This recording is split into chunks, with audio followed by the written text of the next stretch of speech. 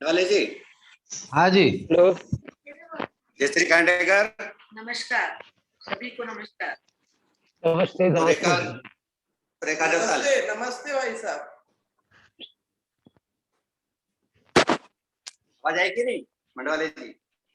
हाँ सर। नमस्ते बोला है ने? नमस्ते। हाँ नमस्कार नमस्कार नमस्कार सर, नमस्कार। नमस्कार भाई साहब, आवाज आई कि नहीं? नमस्कार नमस्कार।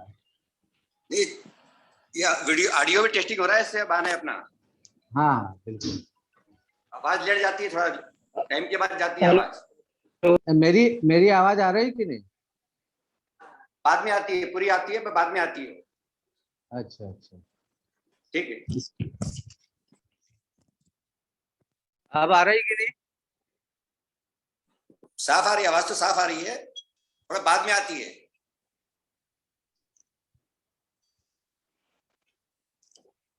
हेलो, आ रही मेरी आवाज? आवाज आ रही है, साफ आवाज आ रही है, पर बाद में आती है, थोड़ा लेट आती है। देवताले जी, मेरी आवाज आ रही है? आ रही है, आ रही है, आ रही है। 44 मेंबर्स हमारे पास में जुड़ चुके हैं हमारे साथ में, और लगभग समय हमारा प्रारंभ गगन जी। करने का कुछ 1-2 मिनट ही बचे हैं। तो मैं गगन समझता हूँ जी। कि हाँ जी,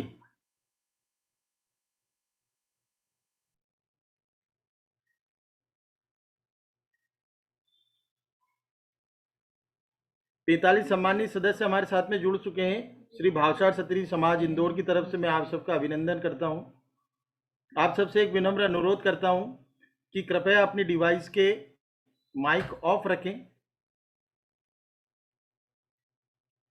जिससे हम स्पीकर महोदय की बात को उचित ढंग से सुन सकें।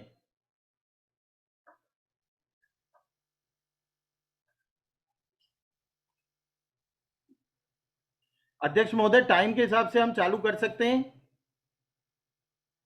आपकी आवाज बंद है।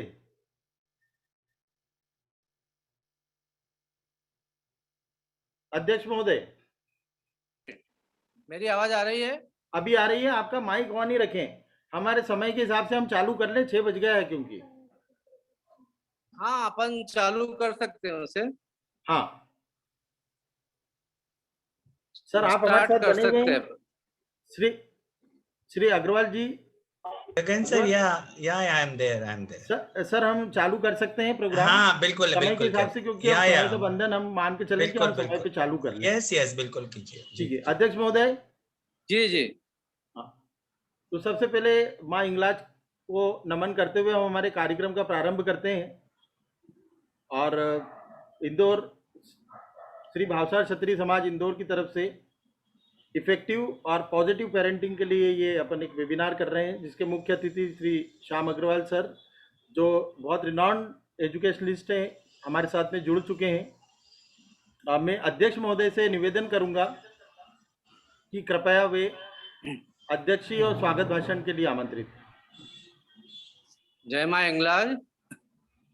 हमारे यहाँ उपस्थित शिक्षाविद श्री श्याम अग्रवाल जी एवं सभी शहरों के अध्यक्ष एवं पदाधिकारीगण एवं श्री भावसार क्षत्रिय समाज की 150 लोगों की जंबो टीम एवं प्यारे बच्चों के सम्मानी पालकगण, सभी का पेरेंटिंग वेबिनार में हार्दिक हार्दिक स्वागत है। आशा करते हैं कि इस वेबिनार से काफ़ी लोगों को लाभ पहुँचे एवं इसी तरह के कार्यक्रम हम भविष्य में भी करते रहेंगे। इसी तरह के लाभकारी कार्यक्रम करके हमारा उद्देश्य यही रहेगा कि हम भारतवर्ष के सभी भावसारों को एकता के सूत्र में बांधे, विभिन्न लाभकारी कार्यक्रम करके। धन्यवाद। धन्यवाद अध्यक्ष महोदय जी।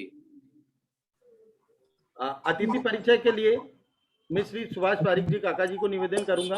उसके पूर्व चूंकि हमारे साथ में जो हमारे मुख्य अतिथि श्री श्याम अग्रवाल सर हैं, उनका परिचय देना इतने छोटे समय में बहुत एक चुनौतीपूर्ण कार्य होगा, क्योंकि उनके लिए कुछ बोलना मतलब सूर्य को दीपक दिखाने जैसा होता है। एजुकेशन की फील्ड में काफ़ी नाम है, काफ़ी समय से वो काम कर रहे हैं और बच्चों के साथ साथ वो टीचर्स के लिए भी काम कर रहे हैं। टीचर्स के ओरिएंटेशन प्रोग्राम है, सीबीएसई के नोडल अधिकारी रह चुके हैं, सीबीएसई के टीचर्स को ट्रेनिंग देने के लिए भी सीबीएसई से अपॉइंटेड हैं। तो मैं श्री सुभाष पारिक जी, अध्यक्ष शिक्षा एवं रोजगार समिति से निवेदन करूंगा कि वो अपना श्री मुख्य अतिथि श्री श्याम अग्रवाल जी का परिचय दें। धन्यवाद।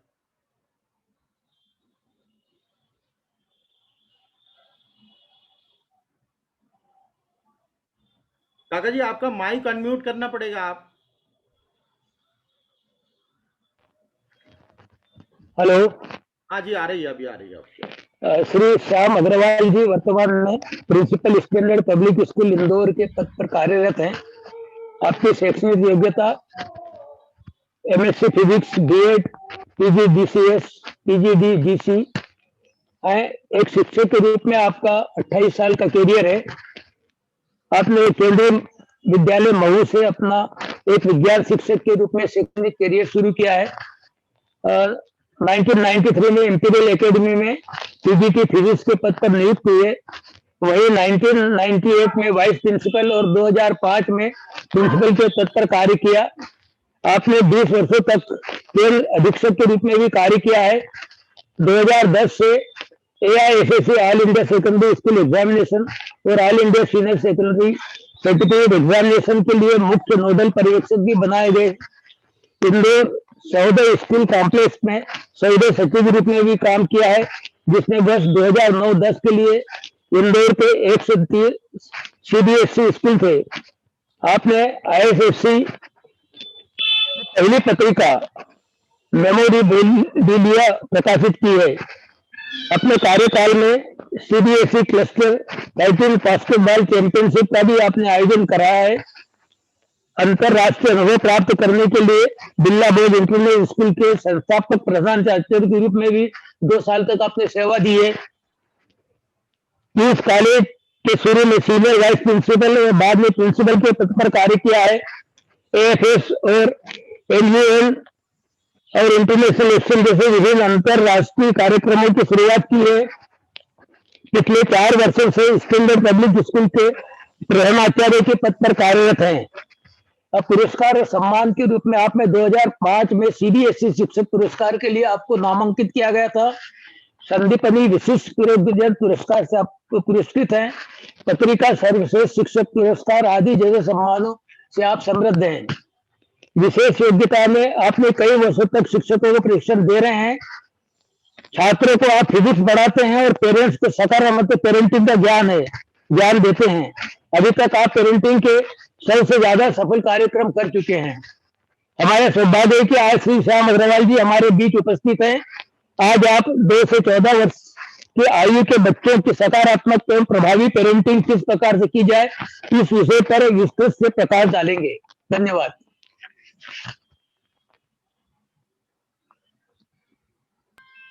धन्यवाद। आगे कार्यक्रम की श्रृंखला में हमारे मुख्य अतिथि श्री श्याम अग्रवाल जी से निवेदन करूंगा कि कृपया वो अपने उद्बोधन से हम सबको पुष्पित करें। धन्यवाद, धन्यवाद गगन जी एंड सारे भावसार समाज के कार्याधिकरण जो बहुत सीनियर हैं मुझसे, और मेरे बारे में जितना भी आपने कहा है उतना तो मैंने अचीव नहीं किया है। आप लोग बुजुर्ग लोगों का मुझे आशीर्वाद मिला है और मैं काफी दिनों से इस टीचिंग लाइन में आप लोगों के आशीर्वाद से अपने आप को प्रूव करने की कोशिश कर रहा हूं। और आज का जो वेबिनार है, इसका सारा उद्देश्य और जो भी इसका जो सौभाग्य जाता है, या गगन पारिक जी ने मुझसे बात किया, मैंने बोला ये मेरे लिए बहुत सौभाग्य की बात है कि मैं आप लोगों से रूबरू हो सकूं। तो आज का ये जो सेमिनार है, या जो हम इसको पेरेंटिंग वेबिनार के रूप में कर रहे हैं, उसके लिए ऑर्गेनाइज समिति और महिला मंडल बहु बेटी समिति में सभी का आभार व्यक्त करता हूं।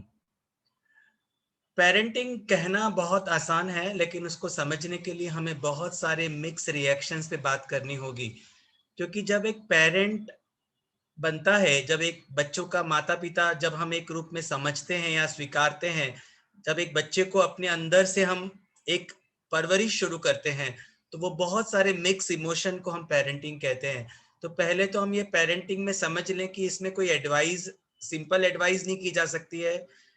बहुत स्ट्रगल होता है, जॉय होता है, चॉइस होते हैं, बहुत सारी चीजों से मिलके एक पेरेंटिंग का फॉर्मूला बनता है। यदि हम कोई प्रिस्क्रिप्शंस की बात करें तो जैसे हम, हमारा पेट दर्द हो रहा है तो हम कोई मेडिसिन ले लेते हैं, लेकिन पेरेंटिंग का ऐसा कोई फॉर्मूला नहीं है। ये बहुत डिफरेंट तरीके से अलग अलग उम्र के पेरेंट्स के लिए अलग अलग अनुभवों से जो एक इजाद किया जाता है, वो एक पेरेंटिंग फॉर्मूला होता है। तो आज मैं कोशिश करूंगा कि ये जो मुझे 40 से 50 मिनट मिले हैं अपनी बात रखने के लिए, मैं उसमें बहुत छोटी छोटी चीजों को, और जो रोजमर्रा में हम चीजों को समझते हैं और जिसमें कि हमें लगता है कि कहीं ना कहीं या तो हम एज ए पेरेंट गलती कर रहे हैं, या हम अपने बच्चों को समझ नहीं पा रहे हैं, या हम उन्हें समझा नहीं पा रहे हैं। तो सबसे पहले तो मैं एक फैमिली में जो हम बच्चों की बात करते हैं, जहाँ भी सीनियर सिटीजन है, जहाँ हम माता पिता के साथ रहते हैं और हमारे बच्चे भी हैं, जहाँ जॉइंट फैमिली है और एक न्यूक्लियर फैमिली होती है। तो सबसे पहले तो मैं एक रिक्वेस्ट करूंगा कि हम सारे जो भी मेंबर अपने परिवार में रहते हैं, वो फैमिली का एक मतलब समझ लें। एक्चुअली जब हम फैमिली की बात करते हैं तो मुझे लगता है father and mother I love you, ये एक स्पेलिंग जो बड़ी हम बात करते हैं कि इंग्लिश लैंग्वेज ऐसी है, लेकिन वो भी संस्कार, विचार, सब में परिवार को महत्व देती है। तो इसको हम समझ लें, क्योंकि आज जो हम पेरेंटिंग की बात कर रहे हैं वो कहीं ना कहीं एक मॉडर्न एजुकेशन से सिस्टम बदल गया है, जिसमें हम बच्चों को एक बेसिक संस्कार से ज्यादा हम टेक्निकली लैंग्वेज में हम ज्यादा ध्यान देते हैं। तो कई बार बच्चे अंग्रेजी बहुत अच्छी सीखना चाहते हैं स्कूल में, जैसे पेरेंट आके जब हमसे बात करता है या कहता है कि मेरे बच्चे को अंग्रेजी बोलना आ जाए, मेरे बच्चों को अच्छा एक सिंगर बन जाए, मेरा बच्चा डॉक्टर बन जाए, इंजीनियर बन जाए, लेकिन कई बार वो ये कहते कभी नहीं नजर आते हैं कि मेरा एक बच्चा अच्छा इंसान बन जाए। तो सबसे पहले मेरा जो कोशिश है आज की ये सेमिनार में, कि हम अपनी फैमिली वैल्यूज को समझें, और जो स्कूल नहीं सिखाता है वो परिवार सिखाता है। तो परिवार क्या सिखाता है, कैसे सिखाता है, और किस तरह से हम उसको आगे बढ़ा सकते हैं। तो आज हम जहां भी बैठे हैं अपने माता पिता को याद करें, और जो बच्चे सुन रहे हैं या जो माता पिता है, वो एक ये चीज का एक फॉर्मूला ध्यान रखें कि father and mother I love you, ये हमारे अंदर एक सुबह का एक वाक्य बन जाना चाहिए। क्योंकि जब हम ऐसा वाक्य सुबह अपने माता पिता के लिए शुरू करेंगे, तो मुझे लगता है धीरे धीरे हमारे बच्चे हमारे लिए करेंगे। तो कहीं ना कहीं एक फॉर्मूला जो बेसिक मैं कहना चाहता हूँ, हमारे बीच का जो प्यार है, लव है, रिस्पेक्ट है, इमोशन है, वो कहीं ना कहीं कम हो रहा है। तो उसके लिए हमें एक फैमिली का फॉर्मूला पहले डिसाइड करना है कि आप जब सुबह उठें, जो भी सीनियर सिटीजन है वो अपने माता पिता को याद करें, जो मेरे यंग माता पिता हैं वो अपने माता पिता को याद करें। तो जब वो अपने आप करने लगेंगे, तो मुझे लगता है उनके बच्चे भी अपने माता पिता को आई लव यू का एक वाइब्रेशन, ये बोलने की जरूरत नहीं है, ये एक फीलिंग की जरूरत है। यदि हम सुबह उठ के अपने आप में एक बात कर लें कि father and mother I love you, तो वो एक वाइब्रेशन जो बच्चे तक भी जाएंगे। क्योंकि जो घरों में होता है वो कहीं भी एक ऊर्जा होती है। क्योंकि हम जब भी बात करते हैं इसमें कोई अंधविश्वास या कोई मेडिटेशन, साधना, इन सब की बातें तो करते हैं हम बहुत सारी, लेकिन कहीं ना कहीं हम चीजों को थोड़ा समझने में अलग तरह से चीजों को ले लेते हैं। तो बस मेरा कहना है कि सबसे पहले हम इस फैमिली का मतलब समझ लें। ये सिर्फ लव होता है, इसमें कोई उपेक्षाएं, अपेक्षाएं या एक्सपेक्टेशंस नहीं होते हैं, सिर्फ प्यार होता है। तो ये प्यार कैसे हम बढ़ा सकते हैं, वहां से हम शुरुआत करेंगे। दूसरा इंपॉर्टेंट थिंग होता है चाइल्ड, जो आज हम बात कर रहे हैं पेरेंटिंग की। तो मदर एंड फादर के लिए सबसे ज्यादा इंपॉर्टेंट होता है तो वो पूरी जिंदगी में बच्चा होता है। तो चिल्ड्रन आर रियली एवरीथिंग। तो अब यदि हम ये समझ लेते हैं कि बच्चा ही सब कुछ है, यदि बच्चा ही सब कुछ है तो उसकी केयर करना भी बहुत इंपॉर्टेंट है। तो यदि हम केयर को समझेंगे तो हम समझ जाएंगे कि आज हम बच्चों को समझ रहे हैं। अब केयर कैसे करना है, यहां से हम अपनी बात को शुरू करेंगे। तो सबसे पहले तो हम इम्पोर्टेंट ये समझ लें कि जो फैमिली होती है वो तीन लोगों से मिलके बनती है। उसमें मदर फादर होते हैं और बच्चा होता है।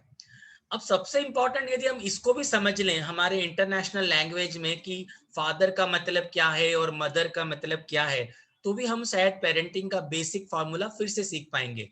तो फादर का जैसा स्पेलिंग बोलता है FATHER, तो उसको हम एक एक स्पेल को समझ लें। फादर का मतलब होता है, एफ से यदि हम समझेंगे तो follow up the learning activity. मतलब फादर का सबसे इंपॉर्टेंट रोल जो है कि आज मेरे बच्चे ने क्या सीखा। यदि वो शाम को खाना खाते टाइम या रात को सोते समय या सुबह उठते समय जब भी एक बार ये बच्चे से बात कर ले कि बेटा आज आपने क्या सीखा है, बस इतना सीखना, मतलब इतनी बात करना भी एक पॉजिटिव पेरेंटिंग है। कई बार हम फादर को देखते हैं वो ये शायद चीजों को नजरअंदाज कर देते हैं क्योंकि उनको ये लगता है कि फादर का इंपॉर्टेंट रोल है घर में अच्छा खाना, घर में अच्छे कपड़े, घर की सब सुख सुविधा को देखना। तो मेरा आपसे एक अनुरोध है कि जब हम पेरेंटिंग की बात करें तो एक फादर का इंपॉर्टेंट रोल, ये जो मैंने 6 लेटर है और 6 यदि हम बेसिक रोल को समझ लेंगे तो मेरी सारी बात मैंने 6 शब्दों पे ही खत्म करनी है। तो यदि फादर का हम पहला शब्द समझ लें कि follow up the learning activity, मतलब उसने आज क्या सीखा है, वो अच्छा भी हो सकता है, वो बुरा भी हो सकता है, उसको एक्सेप्ट करना पड़ेगा। दूसरा शब्द यदि हम बात करेंगे तो allow to express and respond, कि ये बच्चा अपने माता पिता से बात कर पाए। अभी हम देख रहे हैं कि जैसे जैसे बच्चे बड़े हो रहे हैं वो पिता और माता से दूर हो रहे हैं। तो उसके पीछे रीजन एक ही है, क्योंकि जब बचपन में बच्चों को टाइम चाहिए होता है पिता से, तो वो इतना बिजी होता है कमाने में, तो वो कभी बच्चे के साथ संवाद ही नहीं करता है, बातचीत ही नहीं कर पाता है। तो मुझे आपसे एक ही अनुरोध करना है कि एज ए फादर आप बच्चों को एक्सप्रेस करने का मौका दें, समय दें, कि वो आपसे बात कर पाए। बातें करना मतलब सिर्फ खाना पीना, कपड़े, डिमांड और सप्लाई नहीं। वो क्या सीख रहा है, उसको क्या चाहिए, वो किस तरह से परवरिश में आगे बढ़ रहा है, तो वो उसके अंदर बहुत सारे इमोशंस अप एंड डाउन होंगे। तो वो रोज आपसे अलाउ, यदि आप बात कर रहे हैं उससे, तो आपको उसकी राइट डायरेक्शन का अंतर समझ में आने लगेगा। And the third important thing is that treat the child with respect, क्योंकि हम चाहते हैं कि हमारा बच्चा हमको रिस्पेक्ट करे, तो हमें भी अपने बच्चों को उतना ही रिस्पेक्ट देना होगा। आज हम जब बात कर रहे हैं 2 से 14 साल की, तो ये भी आप समझ लीजिए कि यदि बच्चा समझने लगा है कि मम्मी क्या कह रही है, पापा क्या कह रहे हैं, तो वो ये भी समझने लगता है कि मम्मी गुस्से से बात कर रही है, प्यार से बात कर रही है, पापा मुझसे गुस्से से बात कर रहे हैं, प्यार से बात कर रहे हैं। तो आप यदि अपने बच्चे को रिस्पेक्ट से ट्रीट करेंगे तो वो उसके अंदर जाना शुरू होगा। जब वो आगे बढ़ेगा तो वो उन्हीं संस्कार वैल्यूज को लेके आगे बढ़ेगा। तो ये 3 शब्द तो एज ए फादर आपको एक्सेप्ट करना पड़ेंगे। अब मदर की बात करें तो मदर के लिए भी सबसे इंपॉर्टेंट जो हम बात कर रहे हैं वो manage the time for the child. अब होता ये कि मदर जॉइंट फैमिली में होती हैं, कई बार यूनिक फैमिली, न्यूक्लियर फैमिली में भी होती है, लेकिन उनको बहुत सारे रोल निभाने होते हैं। वो माँ भी होती है, बहन भी होती है, बेटी भी होती है, बहू भी होती है, भाभी भी होती है, बहुत सारे रिश्तों में बंधी रहती है। अब वो जब बच्चा होता है तो उसके बच्चे के लिए उसको अपना अलग से समय निकालने की बहुत जरूरत है। मदर का सोचना होता है मैं तो उसको अच्छे स्कूल में डाल देती हूँ, मैं जब आती है घर पे अच्छा खाना खिला देती हूँ, मैं उसके कपड़े धो देती हूँ। ये सब आप जो काम करते हैं वो टाइम मैनेजमेंट का अंडर में नहीं आता है। हमें उसको मैनेज करना है, मतलब उसके लिए अलग से कुछ समय देना है जिसमें आप और बच्चा, तीसरा कोई मेंबर ना हो। तब वो manage the time for child होता है। वो आधा घंटा भी रोज हो सकता है, 1 घंटा भी हो सकता है, 15 मिनट भी हो सकते हैं, जैसा कि मदर को अपने आप सीखना और समझना होगा। दूसरा इंपॉर्टेंट जो behaviour, observe the child behaviour. जब हम बात करते हैं जो संस्कार और वैल्यूज की, क्योंकि जब बड़ा होता है बच्चा तो हम बात करते हैं कि माँ ने ये नहीं सिखाया, माँ ने ये नहीं सिखाया, क्योंकि जब हम बेटी की बात करते हैं वो ससुराल जाती है तो ये बहुत कॉमन डायलॉग्स कन्वर्सेशन होते हैं। तो कहीं ना कहीं इसमें माँ का एक बहुत बड़ा रोल होता है। और यदि वो माँ बचपन से ही बच्चे का बिहेवियर ऑब्जर्व करना लग जाए कि मेरा बच्चा किस तरह से अपने किताबें रखता है, किस तरह से अपने कपड़े रखता है, किस तरह से दूसरे लोगों से बात करता है, किस तरह से अपने दोस्तों से मिलता है, एक्सेट्रा एक्सेट्रा, तो यदि वो ऑब्जर्व करने लग जाती हैं तो वो बहुत जल्दी से अपने बच्चे की परवरिश सही दिशा में कर सकती हैं। ट्रेन गुड हैबिट्स, यदि हम बात करें तो बच्चों को ये गुड हैबिट्स का भी जो रोल है वो मदर का ही है कि बच्चा सुबह उठता है, अपने बिस्तर को ठीक करता है, अपनी किताबें सही जगह रखता है, अपने कपड़े सही जगह रखता है। बहुत सारी जो हैबिट्स है जो हमको बचपन से, बच्चे को जैसे ही बच्चा बड़ा होता है 3 साल का, 4 साल का, वो रिस्पॉन्ड चलने लगता है, तब से हमें बच्चों को ये आदत सिखानी होगी। क्योंकि यदि वही राइट टाइम पे अपने बच्चों को गुड हैबिट से ट्रेन कर दिया तो बाद में आज हम देखते हैं बच्चों के कमरे, बच्चों की किताबें, बच्चों की राइटिंग, वो कहीं ना कहीं बचपन की जो गुड हैबिट्स ट्रेनिंग का मिसिंग पार्ट है। तो ये तो माँ के 3 मेजर रोल हो गए। अब टुगेदर, अब 3 रोल ऐसे होते हैं जो माता पिता को मिल के करने होते हैं। उसमें माता अलग और पिता अलग नहीं हो सकते हैं। वो जो है वो है HER, ये दोनों के स्पेलिंग में कॉमन है। इसका मतलब है कि वो दोनों को मिलके ही करना होंगे। तो पहला जो रोल है वो H का मतलब है help in growing and glowing.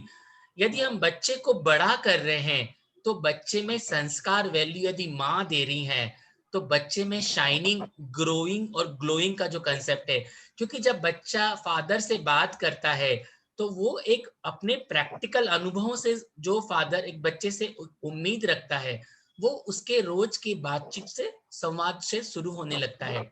तो वो ग्रोइंग एंड ग्लोइंग में दोनों का साथ में होना जरूरी है। ईटिंग विद द चाइल्ड, कम से कम 4, यदि हम दिन भर में 4 बार खाने की प्रक्रिया करते हैं कि हम सुबह का ब्रेकफास्ट लेते हैं, दोपहर का लंच लेते हैं, शाम का स्नैक्स लेते हैं या रात का डिनर लेते हैं, किसी भी 4 फूड्स टाइम में से एक बार कम से कम हम रोज, ये हमारे बेसिक रूल होना चाहिए कि हम चारों जो भी परिवार के लोग हैं वो सब, यदि परिवार जॉइंट फैमिली है तो सारे लोग एक ही साथ बैठ के खाना खाएंगे।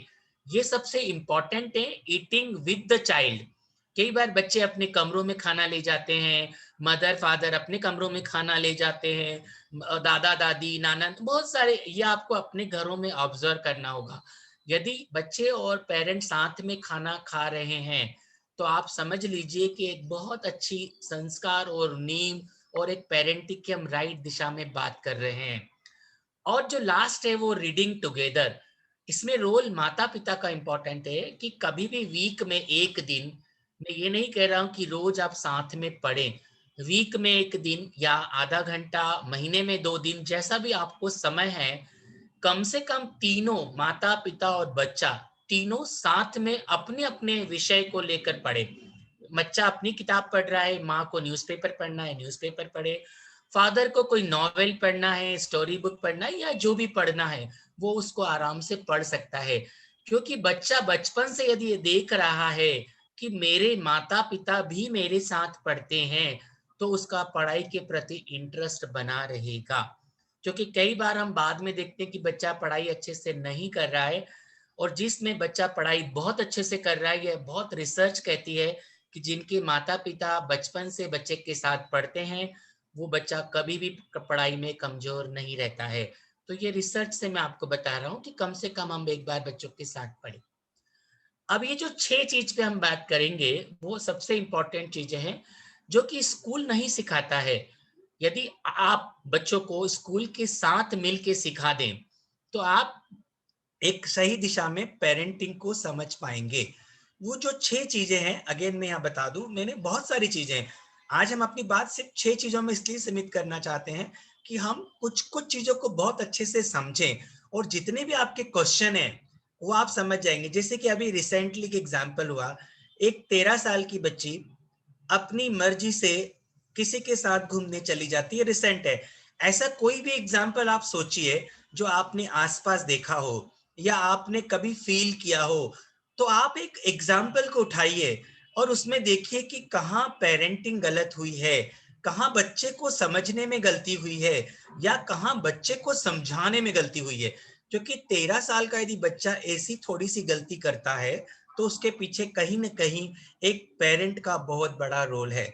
ऐसे हम रोज आए दिन न्यूज़पेपर में कहीं ना कहीं चीजों को पढ़ते हैं। मैंने इसलिए आपको अभी रिसेंट बोला क्योंकि अभी बहुत दिनों से व्हाट्सएप पे चल रहा था और ये शायद परसों ही एक चीज को खत्म हुआ है कि इस तरह से एक ये एपिसोड हुआ। तो अब हम इसको ऐसे सोचे कि हाउ टू थिंक, हमको कैसे सोचना चाहिए, हाउ टू निगोशिएट, हमको किस तरह से अपने बच्चों के साथ एक निगोशिएशन करना चाहिए। क्योंकि ये जो स्किल्स है ये बच्चों को जिंदगी भर, जब भी बच्चा बड़ा होगा, किसी नौकरी करेगा या कोई अपना बिजनेस करेगा, तो ये सब चीजें उसकी जिंदगी में आज से यदि हम शुरू करेंगे तो वो आगे जाके बहुत अच्छे से डेवलप कर पाएगा। तीसरा इंपॉर्टेंट चीज है हाउ टू फेस फेल्यूर। बच्चा अपने फेल्यूर को कैसे फेस करे, क्योंकि हम रिपोर्ट कार्ड में पास देखना तो पसंद करते हैं, डिवीजन देखना पसंद करते हैं, लेकिन हम फेल्यूर देखना और फेस करना बच्चों को नहीं सिखाते हैं। तो ये भी बहुत इंपॉर्टेंट है कि बच्चा किसी भी चीज में फेल होता है तो उसको ये बताएं कि बेटा कोई बात नहीं, अब इसको हम कैसे फेस करके आगे बढ़े। ये भी एक बहुत बड़ा पेरेंटिंग का मिसिंग पार्ट है। चौथा इंपॉर्टेंट चीज है वो है हाउ टू मैनेज टाइम। बच्चा टाइम मैनेजमेंट कैसे करे, क्योंकि ये भी एक बहुत बड़ा इश्यूज अभी आ रहा है। जब एक बच्चा शादी करता है और उसकी जब फैमिली होती है और दोनों वर्किंग वुमेन और हस्बैंड होते हैं, तो वो कहीं ना कहीं ब्रेकिंग रिलेशंस में जा रहे हैं, तो वो टाइम मैनेज नहीं कर पाते हैं। तो बच्चों को बचपन से टाइम मैनेजमेंट सिखाना बहुत जरूरी है आज के समय से। पांचवी जो चीज है वो हाउ टू कम्युनिकेट वेल। बच्चों को दूसरों से, अपने फ्रेंड से, बड़ों से, अपनी सोसाइटी से, अपने यहाँ जो घर में सर्वेंट या वर्कर्स या ड्राइवर, उनसे किस तरह से बात करना है ये भी सिखाना बहुत जरूरी है। एंड जो लास्ट है वो इमोशनल अवेयरनेस। बच्चों में दूसरों के प्रति इम्पैथी और सिंपैथी, मतलब उसको दर्द समझ में आना चाहिए, क्योंकि ये भी एक बहुत बड़ा मिसिंग पार्ट आज की हम जो मिडिल क्लास के या जो हम हायर क्लासेस के बच्चों में देख रहे हैं, ये बहुत मिसिंग है। तो आज हम इन 6 पॉइंट्स पे बात करेंगे। तो मेरा जो सबसे पहला है उसको मैं इस तरह से डिवाइड कर लूं कि एज ए पेरेंट हमारे पास ये 6 कैप्स या हैट्स होना चाहिए, और ये हमें बहुत हमेशा याद रखना है। जब भी कोई सिचुएशन आए, मतलब आपको ये लगने लगे कि कहीं ना कहीं एज ए पेरेंट मेरा एक रोल है कि मैं कैसे बच्चों के साथ सोचूं, वो ऐसा कर रहा है तो मैंने क्या सोचना है, तो वो थिंकिंग हैट लगाना होगी। बच्चों के साथ निगोशिएट कैसे करना है, कब करना है, ये भी एक हैट लगाना बहुत जरूरी होगी। बच्चों को फेल्यूर फेस कैसे कराना है, ये भी एक हैट लगाना जरूरी है, क्योंकि अलग अलग सिचुएशन में ये अलग अलग जो कैरिंग हैट है वो एज ए पेरेंट आपको हमेशा याद रखना है। तो आप ये जो 6 हैट्स हैं उनको अच्छे से याद कर लीजिए। तो ये 6 हेड्स को अभी आप पहली बार में हम इन 6 हेड्स के बारे में पढ़ रहे हैं, अगली बार में हम कोई दूसरी 6 हेड्स के बारे में सोचेंगे, क्योंकि बहुत सारी मिक्स रिएक्शन है, तभी हम पेरेंटिंग की बात कर रहे हैं। तो मैंने हेड्स क्यों नाम दिया इनको, क्योंकि हमारे दिमाग में हमेशा ये रहना चाहिए, जब भी हम बच्चों के साथ बात कर रहे हैं या संवाद कर रहे हैं या बच्चे को डील कर रहे हैं, तो कोई ना कोई हेड तो हमेशा सिर पर होना चाहिए। मतलब ये इमेजिनेशन है, और ये आपको सोचना है कि इस सिचुएशन में मेरे को थिंक हैट लगाना है, इस सिचुएशन में मेरे को निगोशिएट टेप लगाना हैट लगाना है, इस सिचुएशन में यदि बच्चा कोई गलती कर रहा है तो उसको मुझे कैसे फेस करके फेल्यूर से उठाना है, ये हैट लगाना है। और कहीं बच्चा किसी तरह से समय बर्बाद कर रहा है या समय गलत यूज कर रहा है, तो मुझे कैसे हैट लगा के उसको मैनेज टाइम सिखाना है। उसी प्रकार से कम्युनिकेट वेल, और उसी प्रकार से इमोशनल अवेयरनेस के बारे में। अब हाउ टू थिंक, ये सबसे इंपॉर्टेंट पहला हेड है। इसको हेड को हम किस तरह से सीखें, ये नहीं व्हाट टू थिंक। हम बच्चों को ये नहीं बता सकते हैं कि बेटा आपको क्या सोचना है, क्योंकि बच्चा जो है वो एक संस्कार लेके पैदा हुई एक सोल है, वो आत्मा है। तो वो ऑलरेडी उसके अंदर अपने वैल्यूज हैं, जो माता ने जब उसने अपनी प्रेगनेंसी टाइम में जो भी जैसा सोचा था, विचार किया था, वो सब उसके अंदर है।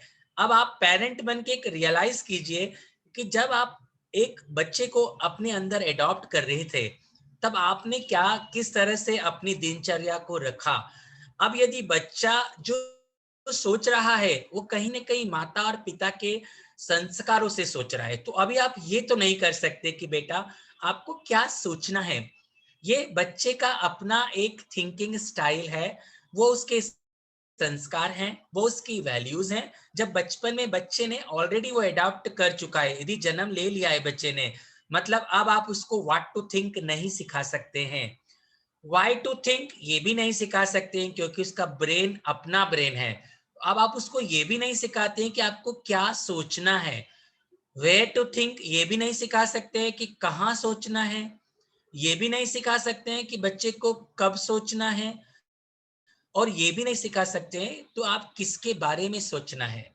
तो ये जो सारे जो बेसिक क्वेश्चंस हैं, ये आप नहीं सिखा सकते बच्चों को। अब आपको सिर्फ ये सिखाना है कि बच्चों को कैसे सोचना सिखाया जाए।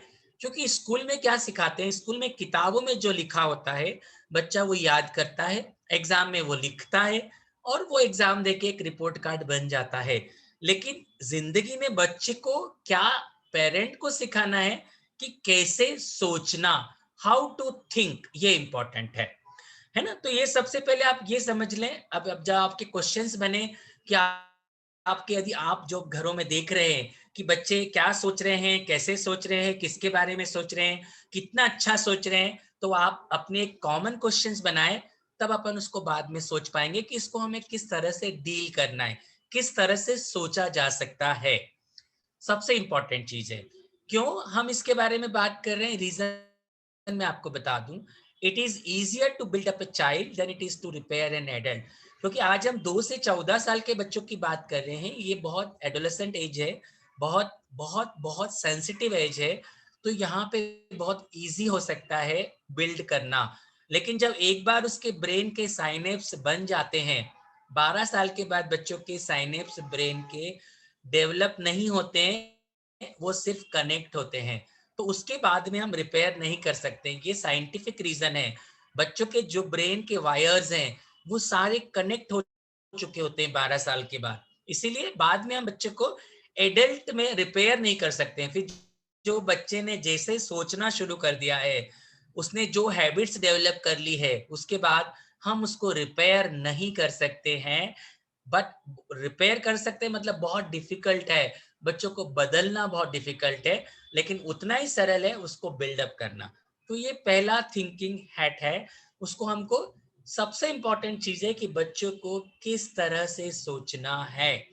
इसको हम बाद में क्वेश्चन आंसर के रूप में देखेंगे। अभी मैं आपको बेसिक चीजें सिखा दूं, और मैं चाहता हूं कि आप कोई भी एक सिचुएशन लें और उस पर अपने क्वेश्चंस बनाएं कि यहाँ पर थिंकिंग हैट कैसे काम करेगी, तो शायद मैं अच्छे से आपको समझा पाऊंगा। सेकंड चीज है हाउ टू निगोशिएट। बच्चे के साथ निगोशिएट कैसे करना है। तो निगोशिएट करने के बहुत सारे अलग अलग टाइम होते हैं, जैसे कि choice of food, choice of cloth, बच्चा क्या खाना पसंद करता है, वहां पे आप बच्चे के साथ निगोशिएट कर सकते हैं। बच्चा किस तरह के कपड़े पहनना पसंद करता है, उसकी अपनी चॉइस है, उसको आप बदल नहीं सकते। निगोशिएट करके अपने और आपके उसके हिसाब से बीच का एक रास्ता निकाल सकते हैं। चॉइस ऑफ फ्रेंड्स, बच्चा किस तरह के फ्रेंड बना रहा है वो उसकी चॉइस है, उसमें भी आप निगोशिएट कर सकते हैं। इसके साथ आप कितना देर खेलेंगे, कब खेलेंगे, जब हम रहेंगे तब खेलेंगे, मतलब ये बहुत सारे नेगोशिएशन स्किल्स है। इसको भी हम एक क्वेश्चन के रूप में समझने की कोशिश करेंगे। चॉइस ऑफ वर्क, वर्क में जैसे आपने अपनी किताब को सही जगह पे रखा है, आपने अपना होमवर्क सही समय पे कर लिया है, तो आपको सैटरडे को या संडे को हमारा जो प्लेजर टाइम है, फैमिली टाइम है, घूमने का टाइम है, जो भी आप डिसाइड करते हैं, रोज करते हैं कोई बात नहीं, वीकली करते हैं, मंथली करते हैं, तो आप उसके हिसाब से बच्चे के साथ निगोशिएट कर सकते हैं। चॉइस ऑफ प्ले, अब बच्चे के पास मोबाइल है, लैपटॉप है, वो किस तरह की गेम खेल रहा है, यदि आपने मोबाइल लैपटॉप दिलाए हैं, वहां पर भी आपको चॉइस ऑफ प्ले के साथ निगोशिएट करा जा सकता है। और सबसे इंपॉर्टेंट है वो चॉइस ऑफ बिहेवियर, बच्चे का बिहेवियर कैसा है, उसके साथ हम किस तरह से निगोशिएट कर सकते हैं। ये फॉर एग्जाम्पल मैं आपको बता दूं, कई बार हम जब बच्चों को साथ किसी मॉल में जाते हैं या किसी फैमिली फंक्शन में जाते हैं, जब हम बच्चे के साथ एक खरीदने जाते हैं, तो आपने कई बार ऑब्जर्व किया होगा माता पिता और बच्चे के बीच में किस तरह का बिहेवियर हो रहा है। बच्चा चाहता है कि मैं ये कपड़े खरीदूं, फादर चाहते हैं कि मेरे पास इतना पॉकेट मुझे अलाउ नहीं करता है, मदर चाहती है कि मैं ये कपड़ा दिला नहीं सकती हूँ या दिलाऊं, जो भी हो सकता है, सिचुएशन में एक एग्जांपल दे रहा हूँ। अब बच्चे ने जिद कर लिया है, वो रोना है, बहुत सारे टेंट्रम है, बच्चा पैर पटक रहा है, गुस्सा हो रहा है, माता पिता को ऑकवर्ड लग रहा है, वहीं पर एक थप्पड़ लगा रहे हैं। ये बहुत सारी सिचुएशन हम बहुत कॉमनली ऑब्जर्व करते हैं। तो यहाँ पर वो इसलिए हो रहा है क्योंकि हमने बच्चों को निगोशिएशन स्किल्स नहीं सिखाए। जब हम बच्चे को कहीं पर लेकर जाते हैं तो ये हमारे बीच में कि वहां पर आपको किस तरह के कपड़े पहनकर जाना है, किस तरह से अपना बिहेवियर रखना है, किस तरह के गेम के साथ प्ले करना है, बड़ों को पैर छूना है, बहुत सारे जो आपके पारिवारिक वैल्यूज जो आप बच्चों को देना चाहते हैं वो आप पहले से निगोशिएट कर सकते हैं। ये मैंने एक एग्जांपल दिया है, ऐसे बहुत सारे केस स्टडीज आप अपने साथ रख सकते हैं। तो निगोशिएट करना क्या जरूरी है? इसलिए जरूरी है what you want in the negotiation, क्योंकि आप जो चाहते हैं वो निगोशिएशन होगा तभी what you can live without. यदि आप चाहते हैं कि ठीक है मेरा बच्चा जैसा कपड़ा पहनना चाहे वैसा पहन सकता है, तो फिर आपको जिंदगी में कभी भी बच्चों को टोकने की परमिशन नहीं मिल पाएगी, क्योंकि आपने अब आपको उसको एक्सेप्ट करना होगा, क्योंकि आपने वो निगोशिएशन राइट टाइम पर नहीं किया। तो अब आप उसको उसके साथ आपको रहने की आदत सीखनी होगी। तो ये बहुत इंपॉर्टेंट कंसेप्ट है निगोशिएट करने का, और ये बच्चों से बचपन में ही किया जा सकता है कि बेटा आप स्कूल से आने के बाद यदि अपनी किताब कॉपी बैग राइट जगह पे रखते हैं तो हम आपको जब हम अभी पार्टी में जाएंगे हम आपकी पसंद का एक कपड़ा दिलाएंगे, आइसक्रीम खिलाएंगे, टॉफी दिलाएंगे। ये बहुत छोटी छोटी चीजें, लेकिन निगोशिएट करना पड़ेगा, क्योंकि बच्चे को आजकल एक रिवार्ड, क्योंकि हम पनिशमेंट नहीं दे सकते हैं, बच्चों को हम उसका ईगो हर्ट नहीं कर सकते हैं, बच्चों को हम थप्पड़ नहीं लगा सकते हैं, तो हमें बच्चों के साथ निगोशिएशन करना पड़ेगा। तीसरा इंपॉर्टेंट जो हैट मैंने आपको बताया, तो हाउ टू फेस फेल्यूर। अब बच्चा, आज के बच्चे, यदि एक आज हम इसी केस स्टडी की बात करें जो 13 साल की बच्ची का है, वो क्यों हुआ होगा आप उसको सोचिए। वो फेस फेल्यूर है, वो क्या रीजन हो सकता है? वन ऑफ द रीजन हो सकता है। कई बार माता पिता से उसने डिमांड की होगी कि मुझे चंडीगढ़ जाना है, ये बहुत सारे रीजन हो सकते हैं, हम और आप नहीं जानते हैं। तो कई बार हम उस केस स्टडी को रियलाइज करने की कोशिश करते हैं, या उसके फ्रेंड के साथ उसे, या स्कूल की पिकनिक में उसके साथ जाने नहीं दिया होगा, या बहुत सारे इश्यूज जो भी हो सकते हैं। तो कई बार जब उसकी डिमांड पूरी नहीं होती है बच्चे की, तो फिर वो उसको एक्सेप्ट नहीं कर पाता है, वो समझता है कि मैं फेल हो गया। यदि मैं फेल हो गया तो अब मुझे कैसे फेस करना है, वो अलग अलग रास्ते अपने फ्रेंड्स के साथ, अपने जो भी है रिश्तेदारों के साथ, या जो भी जिस तरह के लोगों से वो इंटरेक्ट करता है उनके साथ वो जुड़ने की कोशिश करता है। तो रिजेक्शन क्या होता है? यदि बच्चे को आपने मना कर दिया तो अब बच्चे को ऐसा नहीं हो जाना चाहिए कि यदि मुझे किसी चीज के लिए माता पिता ने मना किया है तो मैं फेल हो गया हूं, या बच्चे अच्छा नहीं कर पाए तो आपको ये फील नहीं होना चाहिए कि मेरे बच्चे ने मुझे नीचा दिखा दिया।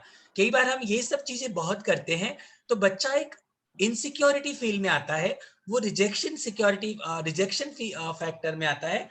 और वो इसलिए होता है कि कई बार हम डिमांड और सप्लाई के साथ बच्चे के साथ डील करना शुरू करते हैं। रिजल्ट की बात करें तो बच्चे का रिपोर्ट कार्ड देख के या उसकी कोई ट्रॉफी नहीं लाने से हम बहुत डिसअपॉइंट हो जाते हैं। तो हम उसको ये नहीं सिखाते हैं कि बेटा कोई बात नहीं, यदि ट्रॉफी नहीं आई है या आपको फर्स्ट पोजीशन नहीं मिला है, तो ये बच्चों को हमें सिखाना होगा। तो वही रिक्रिएशन, रिस्पॉन्स, रिलेशन, रियलिटी, ये सब बच्चों के साथ जीवन में बहुत सारे फेल्योरेंस फेस आएंगे। आपको समझना होगा कि वो यदि फेल हुआ है तो उसको एक्सेप्ट करना होगा, और उसको आपको कैसे सोचना है, हाउ टू थिंक का हेड लगा के उसको समझाना होगा। वो इसलिए हो रहा है क्योंकि हम बच्चों के बहुत करीब होने लगे हैं। अभी ये भी ये डिफरेंस समझ में आएगा। अभी की जनरेशन है वो एज ए माता पिता को एज ए माता पिता इसलिए नहीं मान पाती क्योंकि कई बार हम जो चाहते हैं कि हम अपने बच्चों को दोस्त बना लें, तो दोस्त बनाना बहुत ठीक है, मतलब वो इमोशनली आप दोस्त बना लीजिए तो बहुत अच्छी बात है। फिजिकली दिल से आप दिमाग से और शारीरिक रूप से दोस्त बना लेंगे तो ठीक है, लेकिन कई बार उसकी जो डिमांड और सप्लाई है वो दोस्त में राइट और रॉन्ग में आपको समझाने के लिए एक टाइम पीरियड का जो अंतर होता है वो देना बहुत जरूरी होता है। ये हैट लगाने के पीछे क्या रीजन है? बहुत सिंपल है, नेवर गिव अप। बच्चों को ये सिखाना है कि जिंदगी में फेल तो हर बार होते हैं, हम भी होते हैं। आप अपना एग्जाम्पल दिखाइए, जब आप बचपन में थे, फेल हुए थे, आपको कोई चीज नहीं मिली थी, बच्चा हमेशा अब ये भी बोलने लगा है, पापा मम्मी आपका जमाना गया, ये नया जमाना है। तो बिल्कुल सही बात कह रहा है, क्योंकि आपके जमाने में फोन नहीं थे, आज के जमाने में बच्चों के पास स्मार्टफोन है। आपके जमाने में बहुत सारी चीजें पत्र के द्वारा होती थी, आज का बच्चा बहुत सारे अनवांटेड लोगों से, फेसबुक से, ट्विटर से, अकाउंट से 12 साल की बात से जुड़ने लगता है। तो failure and rejection are only the first step to succeeding. हमें ये बच्चों को सिखाना है, यदि आप फेल होते हो या आप रिजेक्ट होते हो तो ये आपके आगे बढ़ने की पहली शुरुआत है। इसका मतलब ये खत्म नहीं है। कई बार हम बच्चों को इतना डांट देते हैं और उसके एक गलती के कारण हम उसको इतना सुना देते हैं, तो वो कई बार अपने फ्रेंड्स, अपने परिवार से चीजें छुपाने लगता है। तो ये कहीं ना कहीं एक पेरेंटिंग का सबसे इंपॉर्टेंट पार्ट है कि बच्चे के दोस्त बने, उसको फेल्यूर को एक्सेप्ट करें, क्योंकि दोस्त सबसे ज्यादा फेल्यूर एक्सेप्ट करते हैं, इसीलिए वो दोस्तों को सुनना शुरू कर देते हैं और पेरेंट्स से दूरियां बनाना शुरू करते हैं। जो फोर्थ वन हम जो बात कर रहे हैं वो हाउ टू मैनेज टाइम। ये जो इंपॉर्टेंट चीज है कि मैनेज टाइम बच्चों को कैसे सिखाना है, वो सबसे इंपॉर्टेंट है। कई बार हम देखते हैं कि बच्चे का, जैसे अभी जो टाइम है, पेंडेमिक टाइम है, बच्चों का पूरा सोने का साइकिल, बच्चों का उठने का साइकिल, बच्चों का पढ़ने का, ये सारा एक साइकिल जो है वो खत्म हो गया है। वो खत्म होने के पीछे एक ही रीजन है, क्योंकि बच्चे के पास अभी कोई सुबह से लेकर शाम तक की प्लानिंग नहीं है। तो यदि हम एक चीजों को प्लान कर दें, हम देखें कि बच्चा कहाँ टाइम वेस्ट कर रहा है, कहाँ टाइम यूटिलाइज कर रहा है, कहाँ टाइम को बचाया जा सकता है, कहाँ टाइम बाउंड। जैसे कि आज बच्चे ने यदि कुछ पढ़ा है तो एज ए पेरेंट हमें बच्चों को ये सिखाना होगा कि जो बेटा आपने आज पढ़ा है उसे आज ही आप अपनी टेम्पररी मेमोरी से परमानेंट मेमोरी में शिफ्ट कर सकते हो। ये साइंटिफिक है अगेन, क्योंकि बच्चों को बचपन से सिखाना है, बेटा यदि आपने जो चीज आज पढ़ी है वो आपको कल याद नहीं होने वाली है और परसों तो आपके दिमाग में बिल्कुल ही नहीं रहने वाली है। तो आपको टाइम बाउंड, जो आज हमने पढ़ा है, आज हमने सीखा है, उसको हम आज ही अपनी कॉपी में नोट करेंगे, लर्न करेंगे। जो भी आपको करना है, जिस तरह से भी करना है, वो आपकी अपनी स्टाइल हो सकती है, क्योंकि आपको देखना है कि आपका बच्चा किस तरह से, किस पेरेंटिंग स्टाइल से यूज्ड टू है, क्योंकि इसकी भी बहुत सारी अलग अलग स्टाइल्स होती है। कई बार पेरेंट डांट से सिखाता है, कई पेरेंट बास प्यार से सिखाता है, कई पेरेंट दोस्त बन के सिखाता है, कई पेरेंट बॉस बन के सिखाता है। तो ये बहुत सारी पेरेंटिंग स्टाइल्स होती है। तो ये आपको समझना है टाइम इन्वेस्टिंग, और एक इम्पॉर्टेंट है कि बच्चों को कहाँ टाइम इन्वेस्टिंग सिखाया जा सकता है। तो ये बच्चों को बचपन से ही आपको ये बच्चे का ये एक साइकिल आपको देखना है सुबह से शाम तक का, कि वो कब खेलने जाता है, कब पढ़ता है, उसको जो अच्छा लगता है। वो डिवीजन ऑफ टाइम आपके हिसाब से नहीं, बच्चे के हिसाब से ही बनाना है, लेकिन आपको पता होना चाहिए, बच्चे को पता होना चाहिए कि मुझे इस टाइम पर क्या करना है। ये सबसे इंपॉर्टेंट टाइम इसलिए है कि the best gift you could can give anybody is a time. यदि आप अपने बच्चों को समय दे रहे हैं और समय का महत्व समझा रहे हैं, तो आपको जिंदगी में जो आज हम फेस कर रहे हैं कि हमारे बच्चों को, हमारे बच्चों के लिए, बच्चों हमारे लिए बच्चों के पास समय नहीं है। तो ये कहीं ना कहीं इसलिए हो रहा है कि बचपन में हम इतने बिजी थे कमाने में, या हम इतने बिजी थे कि हम बच्चों को टाइम नहीं दे पाए। तो ये आज हमको वापस से समय सिखाने लगा है कि हमारे पास, बच्चों के पास भी समय नहीं है। तो ये हमको बचपन से टाइम मैनेजमेंट आपको भी सीखना है। आज आप बड़े लोग हैं, आप सब सीख चुके हैं, लेकिन आपको बचपन के बाद में जब आप पेरेंटिंग फेस करते हैं तो किस तरह से सीखना है और सिखाना है, ये इंपॉर्टेंट है। तो पांचवा हेड जो हम बात करेंगे वो हाउ टू कम्युनिकेट वेल। किस तरह से बच्चों को कम्युनिकेट वेल आना चाहिए, मतलब वो बच्चा किस तरह से लोगों से सही तरह से बात कर रहा है, सीख रहा है। उसमें बहुत सारे इंपॉर्टेंट टाइप हैं, जैसे कि हम बता दें कम्युनिकेशन टाइप्स। कम्युनिकेशन टाइप्स मतलब आप बच्चे को इशारों में भी समझा देते हैं, चिल्ला के भी समझा सकते हैं, प्यार से भी समझा सकते हैं, थप्पड़ लगा के भी समझा सकते हैं, क्योंकि पेरेंट बहुत ऐसे समझता है कि मेरा बच्चा इसके अलावा नहीं समझ सकता है। तो यहाँ आपको समझने की जरूरत है कि आप क्या टाइप्स के कम्युनिकेशन बच्चों को दे रहे हैं और बच्चा उससे क्या ले रहा है। तो बच्चे को वही टाइप सिखाइए जो आप अपने बच्चों में देखना चाहते हैं। कम्युनिकेशन लैंग्वेज, बहुत अच्छी हिंदी आए, बहुत अच्छी अंग्रेजी आए, ये लैंग्वेज है, ये भाषा है। बच्चों को जिंदगी में 12 साल के बाद, 14 साल के बाद सब भाषाएं अपने आप आने लगती है, लेकिन उसको प्यार से, संस्कार से, वैल्यू से, बड़ों से कैसे बात करना, वो लैंग्वेज बच्चे दिन पर दिन भूलते जा रहे हैं। तो आप ये जरूर चेक रखिए कि वो जो बच्चे लैंग्वेज यूज कर रहे हैं वो बड़ों के साथ पार्लियामेंट्री है, क्योंकि आज जो बच्चे देख रहे हैं, जो मीडिया उनको दिखा रहा है, उसमें बहुत फॉल्टी लैंग्वेज, बहुत गलत तरह की लैंग्वेजेस आ रही हैं। कम्युनिकेशन गैप ये नहीं होना चाहिए आपके और बच्चे के बीच में। यदि आप गुस्सा हैं तो गुस्सा आप 24 घंटे के लिए है, 1 हफ्ते के लिए, महीने भर के लिए। कितना गैप आपने गुस्से में दिखा है वो आप एक बार डिसाइड कर लीजिए, क्योंकि लेकिन हर एक गैप और हर एक टाइम आपके बीच में गैप बढ़ाते जाएगा। यदि मैं एक अपने बच्चे से गुस्सा हूं, तो यदि मैं आज गुस्सा हूं तो मैं 1 घंटे के बाद उससे नाराज से बैठकर बात करके गैप को, जो 1 घंटा आज गुस्से में कारण गैप हुई है, वो अगली बार 24 घंटे में न बदले, उस पर मुझे काम करना होगा। और आपसे बच्चा हर चीज छुपा रहा है कि आपसे बता रहा है, ये कम्युनिकेशन गैप तो नहीं है कि मम्मी को बता रहा है, मम्मी बोल रही पापा को नहीं बताना, पापा को नहीं बता रहा है क्योंकि मम्मी को लग रहा है पापा बहुत गुस्सा होंगे, पापा को पसंद नहीं आएगा। तो आप आपस में दोनों बात कर लीजिए। बच्चे ने जो भी आपको, माँ को या पिता को कम्युनिकेट किया है, वो माता पिता दोनों को पता होना चाहिए। कई बार माताएं ऐसी गलतियां करती हैं क्योंकि उनको लगता है कि इनका ये दिन भर से थके हुए आए हैं। कई बार ये माताएं उसको आगे बढ़ाती, अभी गुस्सा हो जाएंगे, अभी ये काम है, मतलब बहुत सारी अलग अलग। आप अपने आप को रिकनेक्ट करने की कोशिश कीजिए, कहीं आप तो ऐसा नहीं कर रहे हैं, और कर रहे हैं तो इसको ठीक करने की जरूरत होगी। कम्युनिकेशन स्टाइल क्या होते हैं? कम्युनिकेशन स्टाइल बहुत सारे, कि जब हम अलग अलग तरीके से, मैंने आपको बताया कि हम बिना लैंग्वेज के भी बच्चों को सिखा सकते हैं, प्यार से भी सिखा सकते हैं। तो स्टाइल क्या है, वो आपको अपने आप के और बच्चे के बीच क्या होता है, कि कई बार जब एक पार्टी में हम एक बहुत अच्छे बच्चे को देखते हैं, बहुत वैल्यूज बच्चे को देखते हैं, तो वो स्टाइल समझ में आ जाती है कि उसके पिता ने उसको या माता ने उसको बहुत अच्छे से ट्रेन किया है। कम्युनिकेशन स्किल्स अच्छी हो, बॉडी लैंग्वेज से भी बहुत चीजें सिखाई जा सकती है।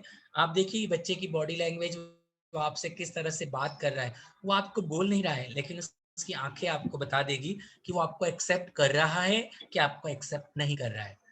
कम्युनिकेट वेल का इंपॉर्टेंट क्या है? Communication to a relationship is like oxygen. यदि आपके और आपके बीच में कनेक्शन, कम्युनिकेशन नहीं है, इसका मतलब है ऑक्सीजन की कमी है। और अभी आपने देख लिया है पेंडेमिक टाइम में, ऑक्सीजन की कमी मतलब एक रिलेशन को खत्म, शरीर का खत्म। मतलब हम एक रिलेशन की बात कर रहे हैं, एक relationship of the child and parent is going to be die, मतलब वो खत्म हो जाएगा यदि हमारे बीच में कम्युनिकेशन नहीं है, और हेल्दी कम्युनिकेशन नहीं है, प्यारा संवाद नहीं है, प्यारे बातचीत नहीं है, डायलॉग नहीं है, तो खत्म हो जाएगा।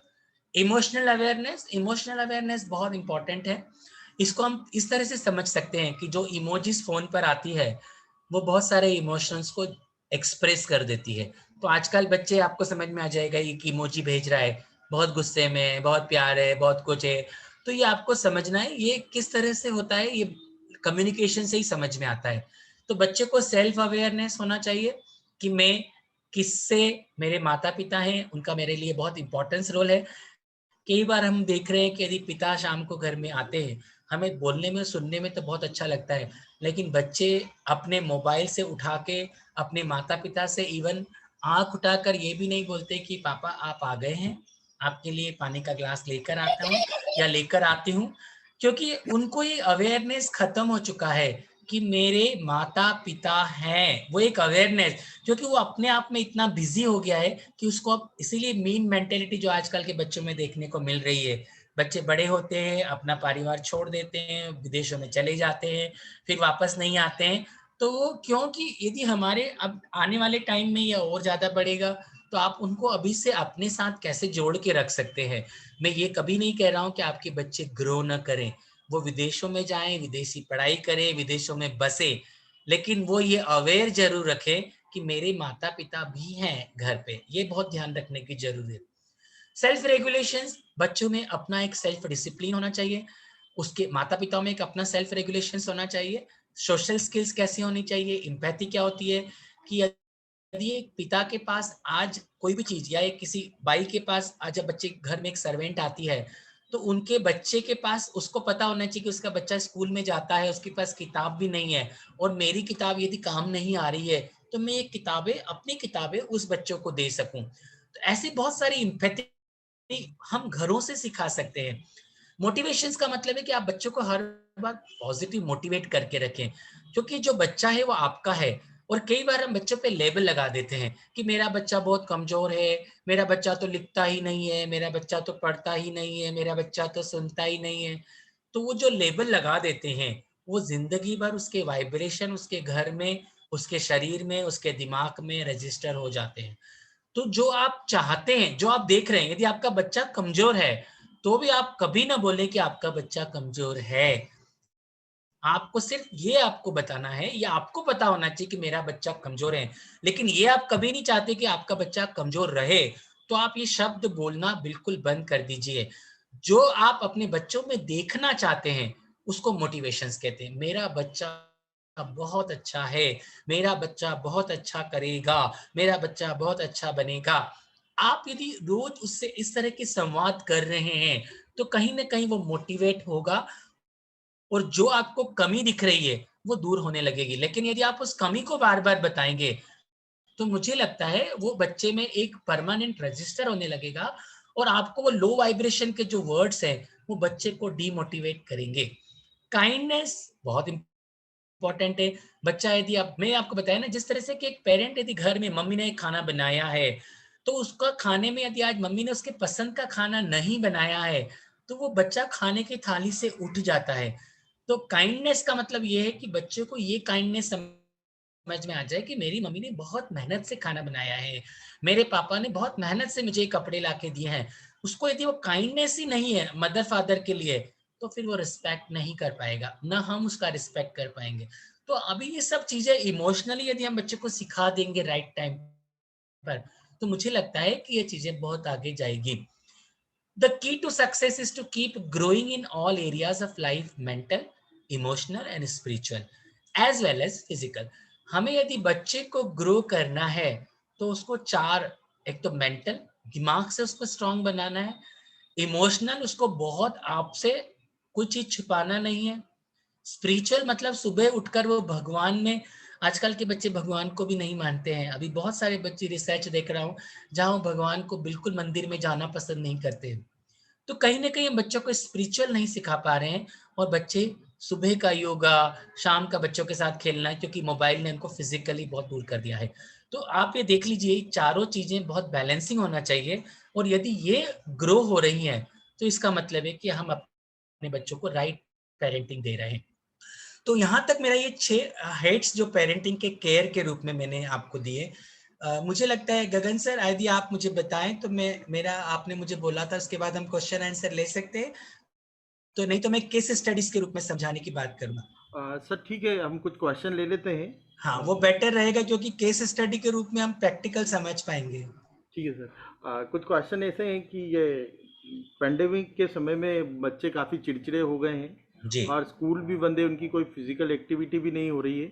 बिल्कुल। तो बच्चों का अभी इस समय में हमको क्या करना चाहिए? हाँ बहुत अच्छा क्वेश्चन है। तो हमें अभी बच्चों के साथ मैंने जैसे बताया आपको how to manage time hat लगाना है।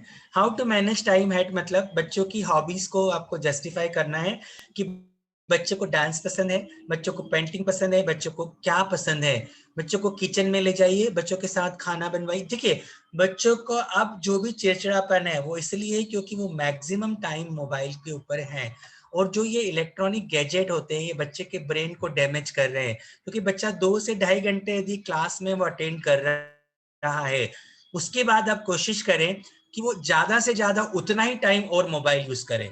अभी मैंने एक बच्चे से बात कर रहा था, जब एक बच्चा स्कूल में मेरे साथ पेरेंट के साथ आया तो मैंने बच्चे से ऐसे ही पूछा कि बेटा आप अब रात को कितनी बजे सोते हो?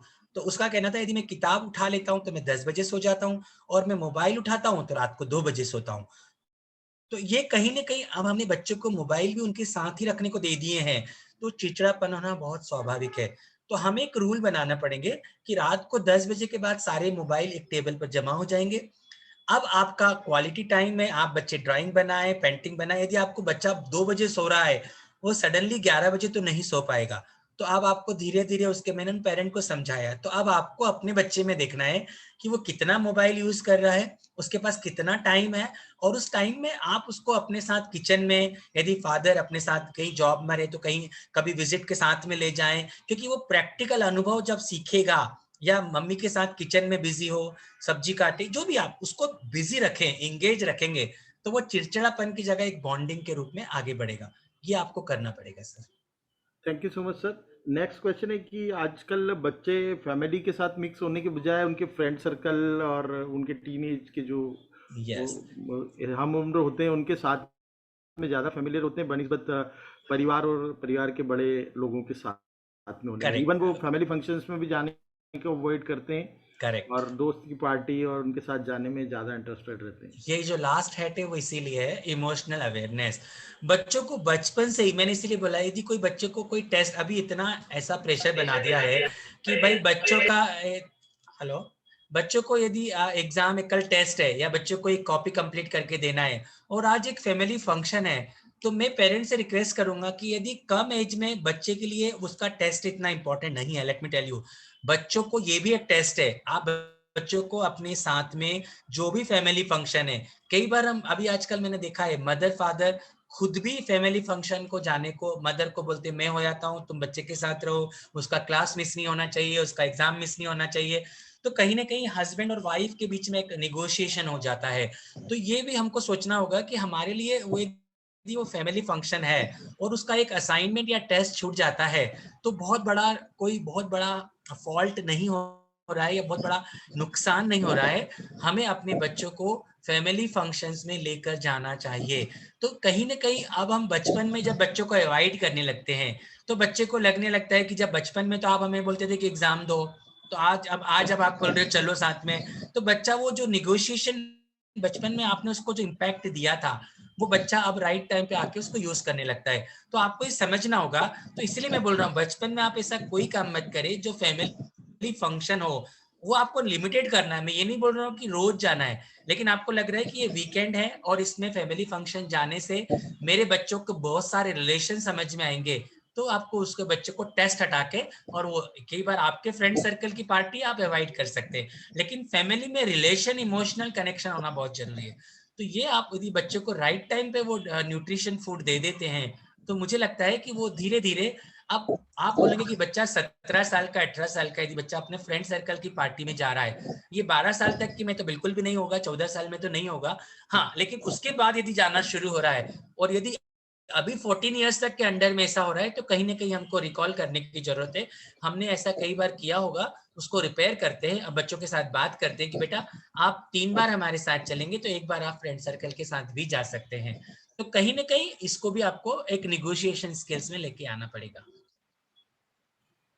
सर एक छोटे बच्चों का एक इशू और ये है कि वो जंक फूड में ज़्यादा इंटरेस्ट रखते हैं और हेल्दी फूड को अवॉइड करते हैं, और ये भी कुछ क्वेश्चन है सर।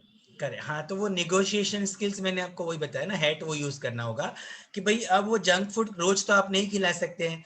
यदि आपने उसकी रोज एक डिमांड पूरी कर दी कि भाई आज हमको, अब बच्चों को मैंने देखा है बहुत सारे बच्चे भी टीनेज के 14 साल से ऊपर के, उनको चपाती खाना पसंद नहीं है। यदि सुबह की चपाती, सुबह उन्होंने खाने में चपाती खा लिया है, तो शाम को वो चपाती खाना पसंद नहीं करते। उनका कहना है मम्मी सुबह खा लिया तो शाम को। अब इसमें मदर का रोल थोड़ा इंपॉर्टेंट बढ़ा है, इसीलिए यूट्यूब पर आप देख रहे होंगे इतने सारे किचन चल रहे हैं। तो आपको चीजें वही हेल्दी खिलाना है, लेकिन उसका प्रेजेंटेशन आपको, क्योंकि बच्चों को आजकल जो बाहर से मिल रहा है बहुत अच्छे से पैकिंग, क्योंकि बच्चों को अब ये समझ में आ गया है प्रेजेंटेशन। तो अब आपको थोड़ा माताओं को समझना पड़ेगा, यदि बच्चों की डिमांड खाने के प्रेजेंटेशन पर है कि मैदा खाने में है कि पिज्जा खाने में है, क्योंकि अब चाइनीज खाने में, नूडल में, पास्ता में क्योंकि वो उनका वो जो है ना वो प्रेजेंटेशन है, क्योंकि पास्ता जो दिख रहा है उसका शेप बहुत अच्छा है या उसका प्रेजेंटेशन बहुत अच्छा है, तो आपको यदि आटे से भी ऐसी चीजें बनाई जा सकती है और उसको आप अच्छे से सर्व कर सकते हैं। यदि बच्चों को थोड़ा सा वेराइटी ऑफ फूड देना शुरू करें तो बच्चों को ये समझ में आ जाएगा कि मम्मी भी बहुत अच्छा खाना बना लेती है और उसका सब्स्टिट्यूशन ढूंढ सकती है। तो ये धीरे धीरे कहीं ना कहीं इस प्रॉब्लम का सॉल्यूशन पे काम होगा, क्योंकि ये आपने यदि शुरू में बच्चों को रोका नहीं है तो अब आपको धीरे धीरे वापस से उस रूटीन पे लाना होगा। Suddenly you can not change कि हम बच्चे को बोले कि अब उसने यदि वो 1 महीने से अब वो रोटी नहीं चपाती नहीं खा रहा है और सडनली आप कल से बोलेंगे चपाती खाओ, तो नहीं है। तो पहले दिन ही आपको निगोशिएशन कर लेना था, अभी भी लेट नहीं हुआ है, अब आप थोड़ा सा निगोशिएशन करिए और उसको बोलिए कि बेटा हम एक दिन आपको पास्ता खिलाएंगे लेकिन 6 दिन आपको अलग अलग तरह के फ्रूट्स खाने, ड्राई फ्रूट्स खाने, जूस है, जो भी हेल्दी फूड है, एक इंपॉर्टेंस ऑफ हेल्दी भी बताइए, तो आपको समझ में आएगा कि धीरे धीरे वो एक्सेप्ट आपको करेगा, बिल्कुल करेगा इस एज में। देखिए सर, एक क्वेश्चन हो रहा है अभी कि जी। छोटे बच्चे का मोबाइल का एडिक्शन काफ़ी ज़्यादा हो गया है और जी। चूंकि स्कूल की कुछ क्लासेस भी जो छोटे बच्चों की भी है वो भी मोबाइल की चल रही है, तो बच्चे जी। नेगोशिएशन मोबाइल के नाम पे काफ़ी कुछ करने लगे हैं, ऐसा कुछ क्वेश्चन है कि हाँ, मोबाइल का एक्चुअली एडिक्शन ये, काफ़ी ज़्यादा है। हाँ वो इसलिए भी होगा, करेक्ट है। मोबाइल का जो है वो इसलिए हो रहा है क्योंकि अब हम क्या कर रहे हैं कि बच्चों को मोबाइल, पहले स्कूलों में बैन था, अब सडनली उनको मोबाइल एक कंपलसरी एंड रिक्वायरमेंट हो गया है। तो बच्चों को बहुत बहुत दिनों के बाद तो इतना अच्छा गोल्डन अपॉर्चुनिटी मिली है, तो इस पेंडेमिक ने उनको ये तो सिखा दिया कि अब ये मेरी जरूरत हो गई है और मम्मी पापा, अब वो ये सब स्टोरीज वाली बात हो गई है कि मम्मी पापा अब मैं जब भी बोलूंगा मैं तो क्लास के लिए अटेंड कर रहा हूँ। तो मेरा आपका यही मैंने कहना है कि आपके और बच्चे के बीच में एक निगोशिएशन स्किल यहाँ पर भी होगी कि बेटा 2-2.5 घंटे के यदि आप क्लास अटेंड करते हो तो 2.5 घंटे का आप मोबाइल क्लास का होमवर्क नोट करने में कर रहे हो, तो 5 घंटे के बाद अब आपको किताबें और कॉपियों में जो भी किताबें हैं वो पढ़िए, कॉपी में लिखना शुरू करिए, क्योंकि वो सारा जो होमवर्क डाउनलोड हो चुका है। अब यहाँ पर कहीं ना कहीं पेरेंट भी थोड़ा सा एक इम्पॉर्टेंट रोल प्ले करें, क्योंकि बच्चों को जो होमवर्क मिल रहा है, अब बच्चों को आप ऑन टाइम स्क्रीन पे सॉल्व करने को देंगे तो वो और टाइम लेगा। आप उसका कहीं एक प्रिंटर, बहुत 10 पैसे में प्रिंट निकलने लगे, आप उसको प्रिंट आउट करके दे दीजिए कि बेटा ये प्रिंट आउट है, इसको आप पढ़िए और इसमें से लिखिए। तो कहीं ना कहीं पेरेंट का रोल थोड़ा सा इंपॉर्टेंस बढ़ेगा। अब हम ये चाहते हैं कि बच्चा मोबाइल से थोड़ा सा टाइम कम दे, तो धीरे धीरे आपको उसको प्रिंट आउट देने होंगे, धीरे धीरे उसको आपको एक रूल्स बनाने पड़ेंगे कि आप ऐसा नहीं कर सकते कि आपके पास आप 24 घंटे मोबाइल रख रहे हैं और बच्चे को आप मना करेंगे, क्योंकि अब वही समझ गया है कि जितना काम आपको है उतना काम मुझे है। तो वो मोबाइल को आपसे, आप, मैंने इसलिए बोला कि रात को 10 बजे बाद या 9 बजे बाद, आपका जितनी बजे सोने का टाइम है उसके 2 घंटे पहले आप मोबाइल रख दें, आपके सारे मोबाइल लॉक एंड की हो जाएं, क्योंकि 10 बजे बाद ना आप उसके बाद बच्चे के साथ, आपको यदि बहुत इंपॉर्टेंट काम है तो आप उसको समझाइए, बेटा मेरा रात को 2 से 12 मुझे मेल के जवाब देने होते हैं, क्योंकि उसको समझ में आ जाना चाहिए। लेकिन मदर ये बोले कि मुझे भी 10 से 12 यूज करना है, तो कहीं ना कहीं बच्चा भी निगोशिएशन करेगा। तो आप मदर को सेक्रीफाइस करना है, यदि फादर का बहुत इंपॉर्टेंट वर्क उस टाइम पे होता है तो, क्योंकि मैं हर फादर को तो नहीं बोल सकता हूँ कि आप 10 बजे रख दें, लेकिन हाँ मैं मदर को तो जरूर बोल सकता हूँ कि आप 10 बजे बच्चे के साथ मोबाइल रख दें। तो ऐसे करके एक निगोशिएशन जो प्लान होगा या हैट यूज करेंगे, तो मुझे लगता है ये प्रॉब्लम जितनी 1.5 साल में बड़ी है उतनी जल्दी खत्म तो नहीं होगी, लेकिन हाँ 3-4 महीने में प्रॉब्लम का आप सॉल्यूशन निकाल पाएंगे।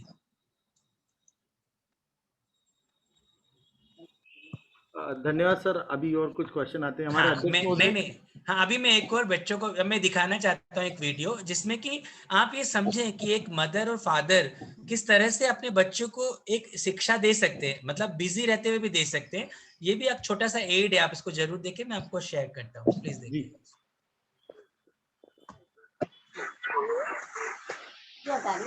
क्योंकि मैं तो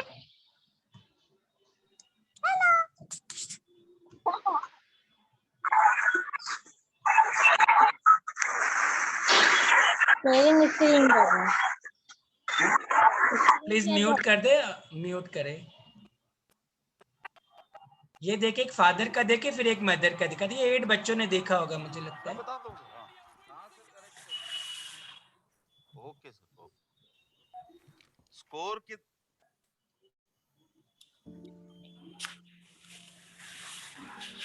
टाइम था जब तू भागा चला आता था सुन के मेरी आहट। आवाज आ रही है गगन और सर? अब मैं जिस कमरे में भी जाता हूँ काफी लो है, आवाज काफी लो है सर। ओके ओके, मैं बढ़ा देता हूँ उसको। मुझे बाहर धकेल देती है अब आ रही है? डर और रिस्पेक्ट की हाँ अभी नाम। ओके है सर अभी। और आप पहले की तरह रोक कर क्यों नहीं कहते कि आओ साथ में मैच देखें? डिलीवरी वाला आया है। नहीं, टैबलेट्स लो पहले।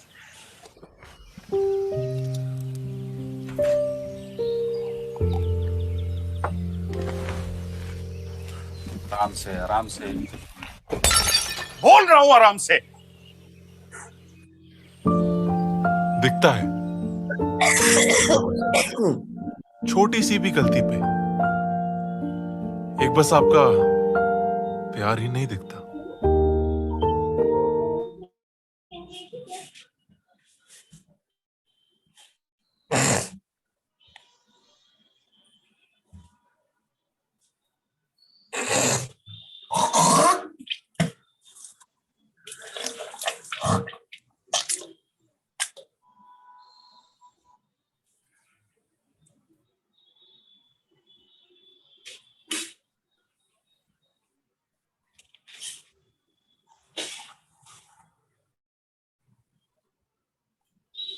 सर ये हैंग हो गया है।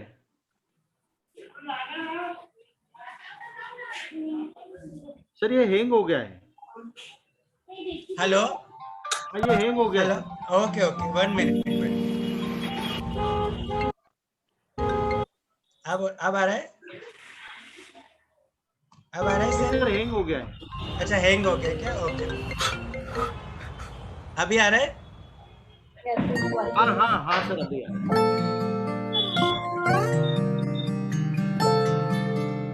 यादों का गुल्लक टूटा जो लफ्ज मिले जज्बात को, यादों का गुल्लक टूटा जो लफ्ज मिले जज्बात को, खामोशी का पहरा हटा। I love you, पापा।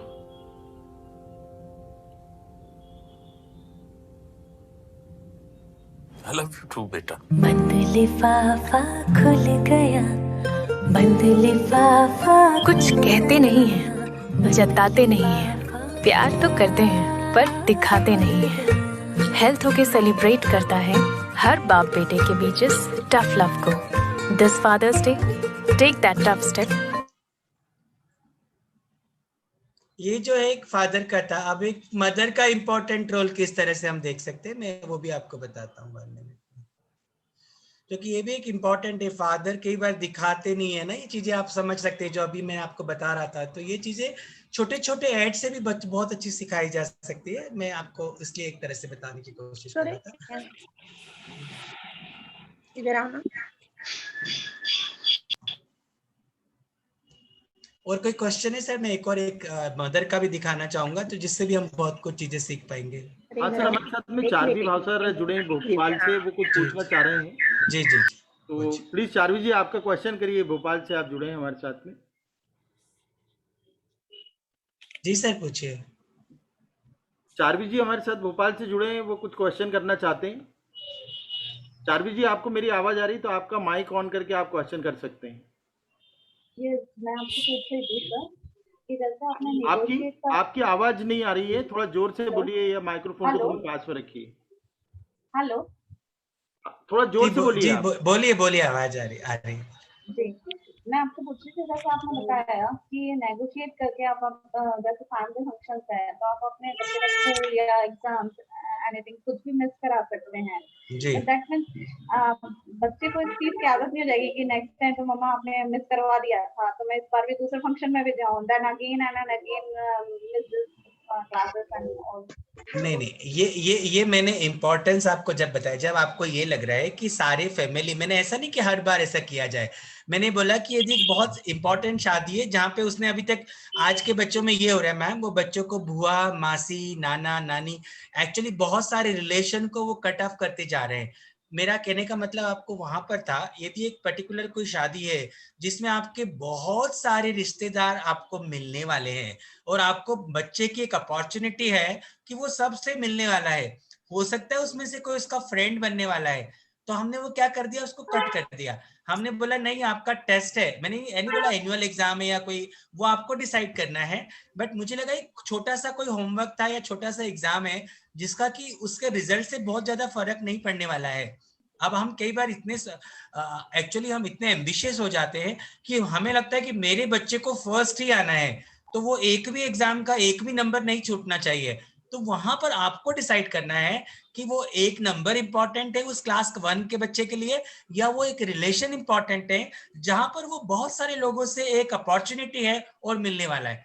मैंने ये नहीं इसका मतलब ये नहीं है कि आप हर फंक्शन के साथ ऐसा करें। मैंने एक पर्टिकुलर ओकेजन में आपको लगता है कि ये ज्यादा इंपॉर्टेंट है, उसमें आप कर सकते हैं, ये मैंने आपको बताया। जैसे पैंडेमिक टाइम है, तो इससे बच्चे जैसे बाहर वगैरह नहीं खेल पा रहे हैं, तो जी इनफैक्ट जैसे टीवी देखने का कुछ ज्यादा ही हो गया है जैसे। जी जी, तो उसमें मैंने उसके पीछे एक ही मैम देखिए, ये तो एक पेंडेमिक पीरियड है, यदि वो बिजी नहीं हो रहे, मैंने इसलिए बताया कि आप बच्चे के अंदर स्किल डेवलपमेंट पे देखिए कि बच्चे को क्या अच्छा लगता है। यदि उसे खाना बहुत वैरायटी का खाना पसंद है, तो आप उसको बिजी करिए किचन में अपने साथ कि बेटा इसको आप डेकोरेट करिए, या इस खाने में थोड़ी मेरी सब्जी काटने में, या आप उसकी स्किल्स को थोड़ा उसके साथ निगोशिएट करें। क्योंकि उसे यदि खाने का बहुत अच्छा शौक है तो वो किचन में जाएगा, यदि उसको डांस का बहुत अच्छा शौक है तो उसको बोलना अच्छे अच्छे वीडियो डांस के बनाए और वो शेयर करे। मतलब कहने का मतलब है उसको आपको वहां से, हेलो, नहीं, जैसे कि मेरे बच्चे को तो ड्राइंग वगैरह का शौक है, बट ये होता है कि जैसे हम लोग उसे थोड़ा मना कर देंगे टीवी आप थोड़ा ज्यादा मत देखिए, वो बहुत ज्यादा क्रैंकी हो जाता है जी कि नहीं मुझे तो देखना है, मुझे तो देखना है करके इस टाइप का, तो उस चीज को अवॉइड कैसे कर सकते हैं? हाँ, अब उसको अवॉइड करने के पीछे मैम देखिए, ये थी बच्चे में एक आदत, अब वो कितने देख रहा है, 1 घंटा देख रहा है, देखिए आपको वो निगोशिएशन तभी होगा। अब इसका टाइम लिमिट आपको देखना है कि वो यदि 8 घंटे रियल में अच्छे से पढ़ाई कर रहा है और 1 घंटा देख रहा है, तो आपको लगता है वो 1.5 घंटा देखता है, कोई बुरी बात नहीं है। लेकिन वो लग रहा है पढ़ाई 4 घंटे कर रहा है और वो टीवी 5 घंटे देख रहा है, तो निगोशिएशन यहाँ होने की जरूरत है। तो आपको एक रीजनेबली डिमांड और सप्लाई पे काम होना होगा, क्योंकि बच्चा कितनी देर तक अपने लिए काम कर रहा है और कितनी देर तक वो एंटरटेनमेंट को यूज कर रहा है। यदि वो ज्यादा उसको यूज कर रहा है और आपको जो एक आउटपुट चाहिए, आपको जो पढ़ाई में लिखाई में, वो कहीं ना कहीं दूर हो रहा है, तो आपको उसको समझाना होगा, बैठ के बात करनी होगी।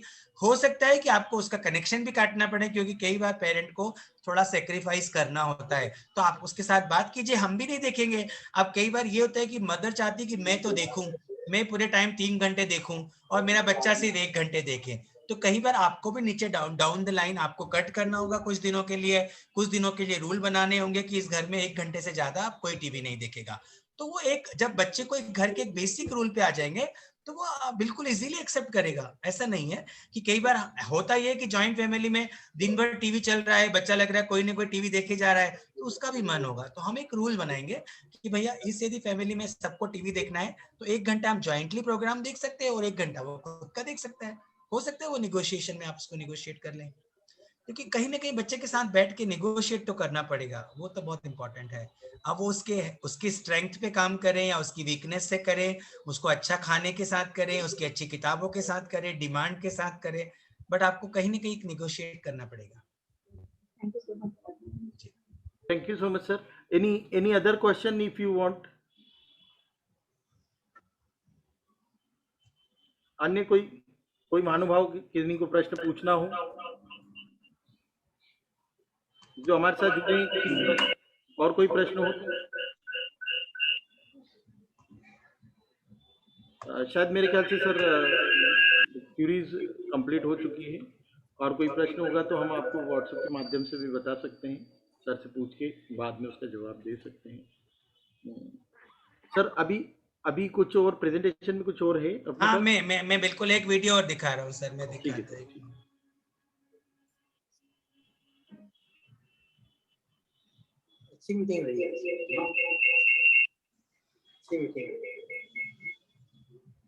One minute, I'm just showing it. Ravi का पहला दिन है ना, आज पहला दिन है ना, फर्स्ट डे ना। Pradhan sir, your voice is echoing.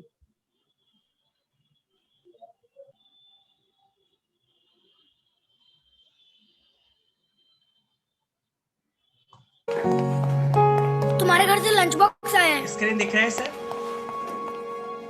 Screen नहीं दिख रहा। नहीं दिख रहा है, 1 मिनट है।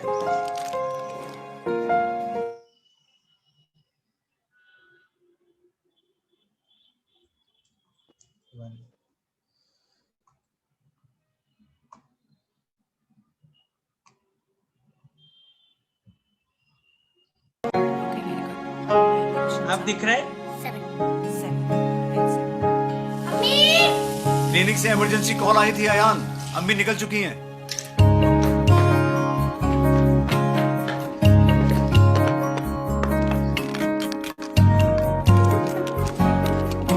बेटा, एग्जाम लिखने से पहले एक बात समझ लो, तुम्हारे मार्क्स कम हो या ज्यादा, अम्मी का प्यार कभी कम नहीं होगा।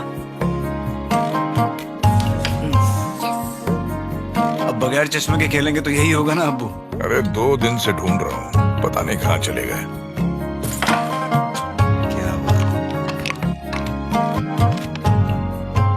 अयान, अगर गलती मान लेने की ताकत हो तो गलती माफ हो सकती है। दादू,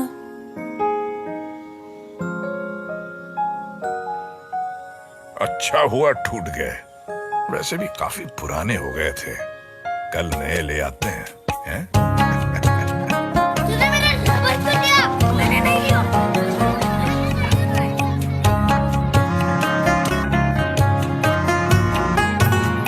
नहीं किया, आपको कैसे मालूम है? मुझे प्रिंसिपल ने फोन करके बताया कि तुमने झगड़ा किया।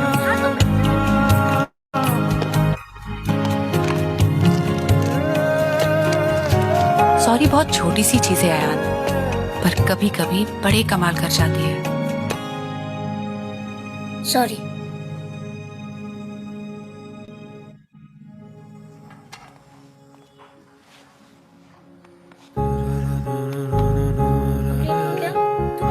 नाश्ता अच्छे से कर लेना, ठीक है?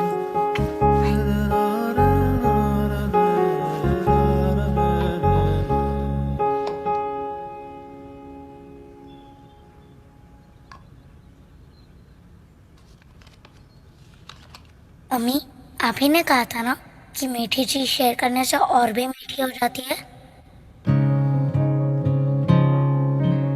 दिल का एक टुकड़ा दिल दुगना कर गया, दिल का एक टुकड़ा दिल दुगना कर गया, एक लम्हे को ऐसे बांटा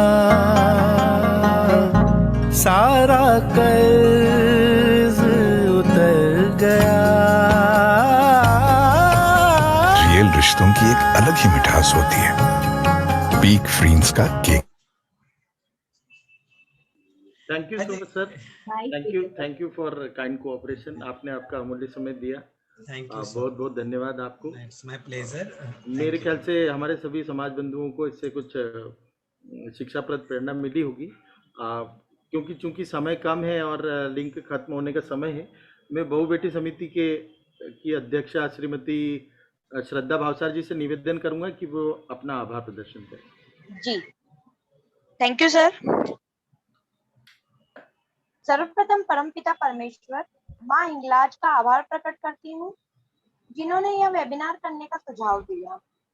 हमारे बीच सम्माननीय श्री श्याम जी अग्रवाल, प्राचार्य स्टैंडर्ड पब्लिक स्कूल, जिन्होंने अपना अमूल्य समय निकालकर हमें उद्बोधन दिया। वेबिनार में सम्मिलित सभी अभिभावक व प्रत्यक्ष एवं अप्रत्यक्ष रूप से जुड़े सभी सम्मानीय जन का आभार करती हूँ।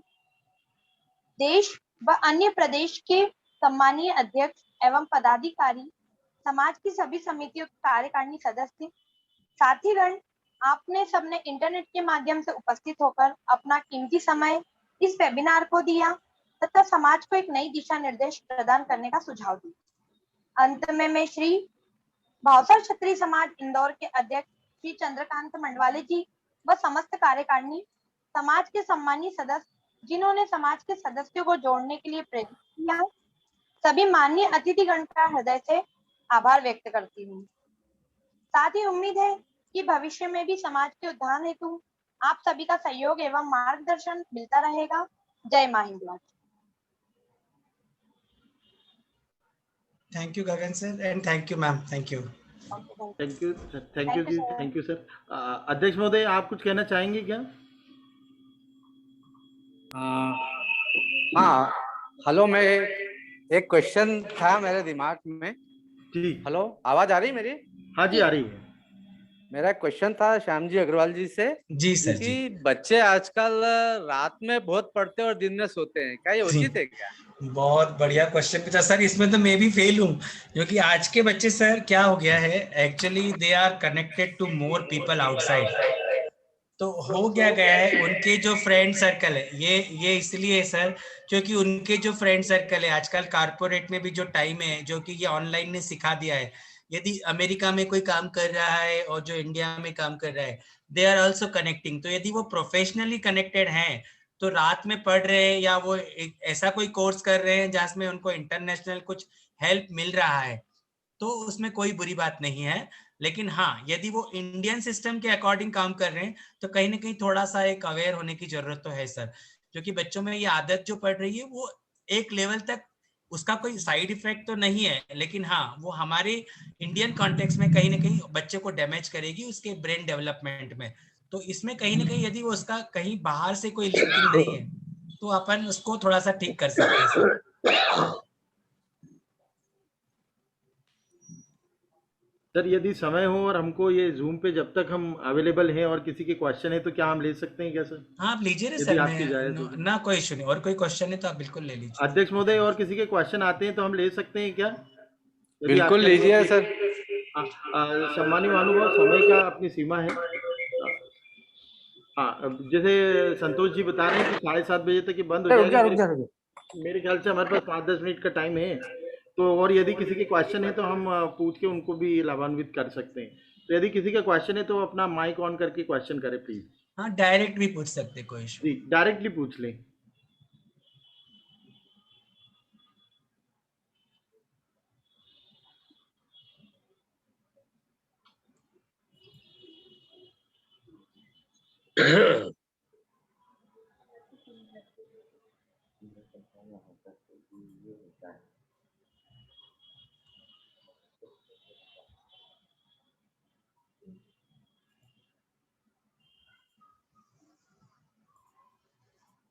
मेरे ख्याल से सर शायद आई थिंक सो नाउ कोई, हाँ, कोई मतलब लगभग सबकी जिज्ञासाओं का उत्तर मिल गया होगा। तो हम उम्मीद करते हैं कि जितने भी महानुभाव हमारे साथ में जुड़े हैं, समाज सदस्य जुड़े हैं, उनकी कुछ जिज्ञासाओं को, इस विषय से संबंधित जिज्ञासाओं को शांत किया होगा। और भविष्य में भी हम ऐसे प्रोग्राम करते रहेंगे। सर, आपका बहुत बहुत धन्यवाद कि आपने अपने अमूल्य समय में से हमारे को समय उपलब्ध कराया। Thank you and sorry if I said something wrong, और जो कुछ गलती हुई हो उसके लिए मैं क्षमा प्रार्थी हूं। नहीं सर, वो तो अप्रोप्रिएट था, आपने सब ठीक बोला। आप सभी का आभार। अंत में जय मां हिंगलाज। अब हम हमारे इस वेबिनार को हम यही समाप्त करते हैं। आप सबका जुड़ने के लिए बहुत बहुत धन्यवाद। Thank you so much sir. Thank you.